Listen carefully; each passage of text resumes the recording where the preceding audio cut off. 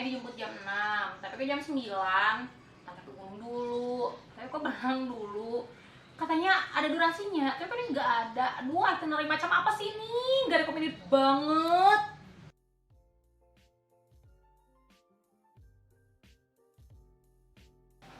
Assalamualaikum, halo apa kabar? Semoga sehat dan bahagia selalu. Di awal video tadi kita udah lihat bahwa ada seseorang yang komplain atau mengeluh akan tour itinerary yang dia dapatkan. So, gimana sih caranya bikin tour itinerary yang benar-benar tidak ada komplain? Sebelum kita menyusun itinerary, kita harus paham betul tentang definisi atau pengertian dari tour itinerary tersebut. Menurut Jurnal Penyusunan Itinerary Otomatis Tempat Wisata Jatim menggunakan Google Maps dan multitransportasi pada tahun 2019, itinerary wisata adalah suatu daftar kegiatan atau rencana perjalanan saat melakukan wisata.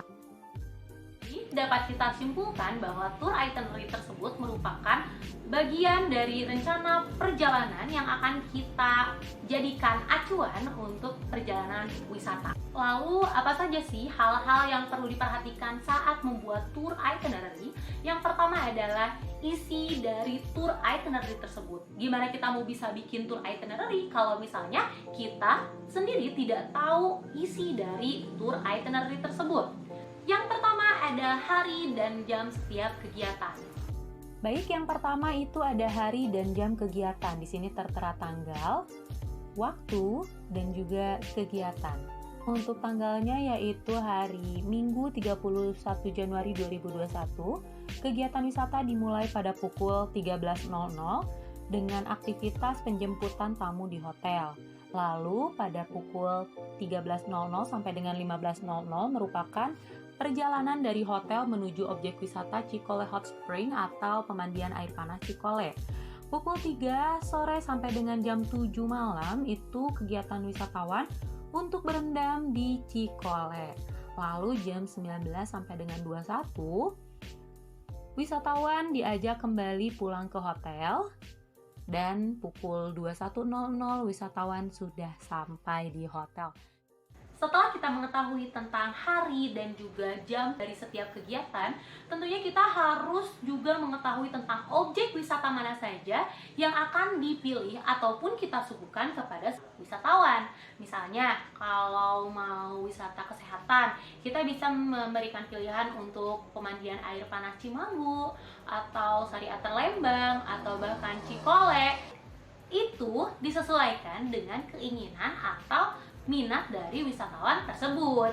Isi dari tour itinerary selanjutnya yaitu akomodasi atau tempat menginap, di mana ini bisa jadi resort, hotel bintang 1 sampai bintang 6, ada juga glamping, ada camp, ada hostel, ada motel, dan semuanya disesuaikan dengan keinginan ataupun budget dari wisatawan itu sendiri, sehingga akomodasi ini bersifat fleksibel.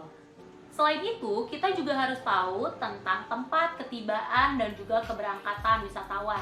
Misalnya stasiun kereta, bandara, ataupun terminal bis, di mana kita akan mengantarkan atau menjemput wisatawan ke tempat tersebut. Selanjutnya tidak kalah pentingnya yaitu macam-macam acara yang disuguhkan. Bisa meeting, holiday, fun games, atau bahkan acara makan malam. Lalu setelah kita mengetahui isi dari tour itinerary, sebenarnya apa sih manfaat dari itinerary tersebut untuk pengelola maupun untuk wisatawan? Manfaat tour itinerary bagi pengelola.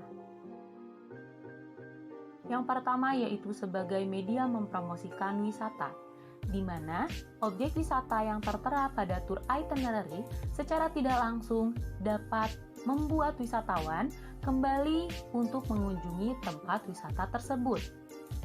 Yang kedua yaitu sebagai pedoman dalam penyelenggaraan wisata, di mana seorang tour leader dapat melihat dan menyesuaikan jadwal kegiatan wisatawan sesuai dengan tour itinerary yang telah dibuat. Yang ketiga, sebagai media dalam memberikan gambaran tentang kondisi wisata pada calon wisatawan, sehingga ini dapat membantu tour leader dalam menyampaikan persiapan apa saja yang harus dipersiapkan oleh wisatawan. Nah, untuk yang keempat yaitu sebagai salah satu sarana evaluasi penyelenggaraan wisata. Selanjutnya adalah manfaat tour itinerary bagi wisatawan. Yang pertama yaitu sebagai media untuk memberikan gambaran tentang produk yang dibeli, seperti kemana akan pergi, apa yang dapat dilakukan dan dilihat, berapa lama waktu yang digunakan oleh wisatawan. Yang kedua, yaitu sebagai media informasi tentang hal-hal yang perlu dipersiapkan jika mengikuti wisata yang diselenggarakan. So this is the last but not least. Jadi ada beberapa bentuk dari tour itinerary yang bisa kita buat untuk wisatawan. Nah, pada umumnya itu ada 3. Yang pertama ada essay style, yang kedua ada tabulated style, dan yang ketiga ada graphic style. Untuk essay style itu ditulis sebagai uraian. Nah, seperti contohnya ada Makassar, Toraja 3 hari 2 malam. Di hari pertama, dari Makassar ke Toraja itu dapat makan siang dan juga makan malam, lunch and dinner. Nah, kegiatannya bagaimana wisatawan akan melakukan suatu kegiatan itu ditulis dalam bentuk paragraf. Hari kedua juga sama dan hari ketiga juga sama. Selanjutnya adalah tabulated style, di mana tour itinerary disuguhkan dalam bentuk tabel, berapa waktu, kegiatan, keterangan. Ini dapat mempermudah wisatawan serta pengelola wisata untuk membaca kegiatan yang akan dilakukan oleh wisatawan. Dan biasanya bentuk tabel seperti ini dipegang oleh tour leader dalam melaksanakan kegiatan wisata yang akan diikuti oleh para wisatawan. Oke, selanjutnya yaitu graphic style, di mana tour itinerary disuguhkan dalam bentuk grafik. Kita lihat bersama bahwa ada gambar dengan judul Our Trip to Baltimore. Nah, ini dimulai pada hari Jumat sampai dengan hari Minggu.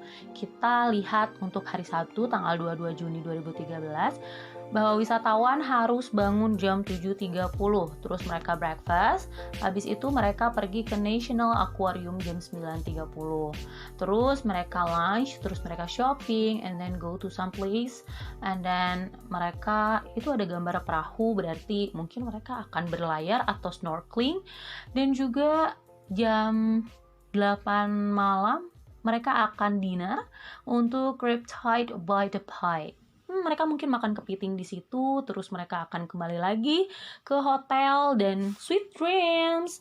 Kan di dunia digital kita sekarang ini, kita dapat memanfaatkan TikTok, YouTube, dan juga Instagram dalam bentuk penyampaian tour itinerary tersebut. Wow, materi kali ini sedikit berat, but I'm sure once you understand, wherever you will remember. So, sampai jumpa in the next video. Sebagai pelaku pariwisata, jangan lupa untuk keep courage, be kind, be healthy, and also being true. Bye-bye. Assalamualaikum.